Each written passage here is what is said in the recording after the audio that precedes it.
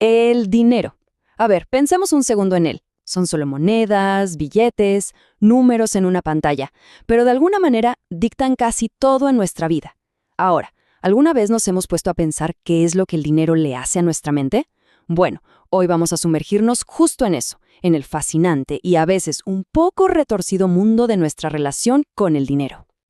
Y para guiarnos en este viaje, vamos a basarnos en el increíble trabajo de la psicóloga y autora Claudia Hammond. Pero, ojo, es súper importante aclarar algo desde ya.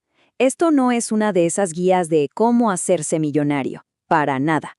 Es un análisis profundo sobre los conceptos que explican lo que el dinero nos hace a nosotros. Para empezar, les lanzo una pregunta un poco fuerte. Imaginen la escena. 1.000.000 de libras, una verdadera fortuna, ardiendo en una hoguera, delante de todo el mundo. ¿Qué sentirían al ver eso? ¿Rabia? ¿Indignación? ¿Quizás confusión? Pues créanlo o no, esto no es un ejercicio de imaginación, pasó de verdad. En 1994, dos miembros de la banda KLF, que estaban en la cima del éxito, juntaron todas sus ganancias, 1.000.000 de libras, y las quemaron. Así como una obra de arte conceptual. Y claro, la reacción de la gente fue, de una hostilidad tremenda. Ahora, aquí viene lo más interesante de todo, la justificación de uno de los artistas, Bill Drummond. Su lógica, si lo pensamos fríamente, es impecable. El número de cosas que existen en el mundo no cambió en nada. Pero entonces, ¿de dónde venía todo ese enojo? ¿Por qué se enfadó tanto la gente? Porque lo que ardía en esa hoguera no era solo papel, era la posibilidad. Se quemaba la posibilidad de comprar comida, de construir un hogar, de empezar un negocio, de ayudar a miles de personas. Todas esas esperanzas y sueños que le cargamos al dinero se estaban volviendo cenizas. Y este ejemplo, ilustra a la perfección el poder tan abstracto y tan real que le damos. Ok, esto nos lleva a una pregunta clave. ¿Cómo procesa nuestro cerebro este concepto tan poderoso? Bueno, la autora nos habla de una dualidad, una especie de doble cara que es fascinante. Por un lado, piensen en el dinero como si fuera una droga. No es una exageración. Estudios de neurociencia muestran que cuando recibimos dinero, nuestro cerebro libera dopamina. ¡Pum! El mismo químico del placer que se activa con un postre delicioso o un buen vino. Es un golpe de satisfacción instantáneo. Pero, al mismo tiempo, nuestro lado racional entiende que el dinero es una herramienta para el futuro. Y es justo ahí, en esa batalla interna entre el placer de ahora y la planificación de mañana, donde empiezan muchos de nuestros problemas. Y bueno, hablando de problemas, nuestra mente no es la computadora perfecta que a veces creemos, para nada. Está llena de lo que se llaman sesgos cognitivos, que son como atajos o fallas del sistema que nos hacen tomar decisiones, bastante malas con la plata. A ver, antes de explicar el primer sesgo, vamos a hacer un pequeño experimento mental. Solo hay que recordar este dato, ¿ok? El río Nilo mide 6.650 kilómetros. ¿Lo tienen? Perfecto. Ahora va la pregunta. El río Mississippi, ¿creen que mide más o menos de 3.000 kilómetros? Y más aún, ¿qué longitud dirían que tiene?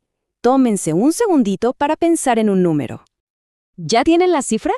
Bueno, lo más seguro es que su respuesta esté súper influenciada por ese primer número, el del Nilo, aunque no tenga absolutamente nada que ver. A esto se le llama el efecto anclaje. El primer número que vemos, como el precio original tachado en una oferta, ancla nuestra percepción del valor. Es una trampa en la que caemos todo el tiempo. Vamos con otra trampa mental clásica, la aversión a la pérdida.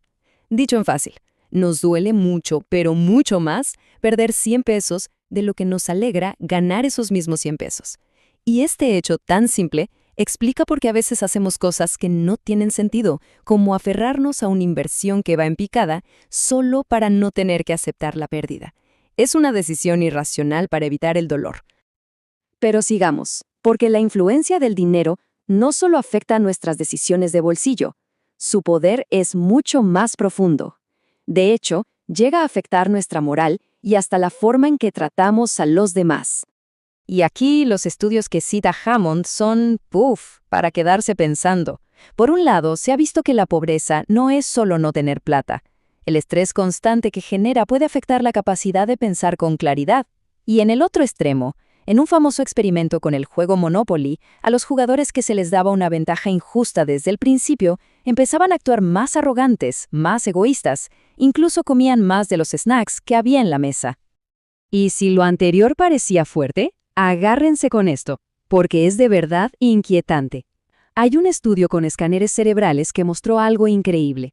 Al ver imágenes de personas sin hogar, a veces la parte del cerebro que usamos para reconocer a otros humanos simplemente no se activaba. En su lugar se encendía una zona asociada con el asco, la misma que reacciona a objetos. Es como si el cerebro, a un nivel muy primario, los deshumanizara. Bueno, después de escuchar todo esto, la pregunta es obvia. ¿Estamos condenados? ¿Somos títeres de estos impulsos y sesgos? La buena noticia es que no.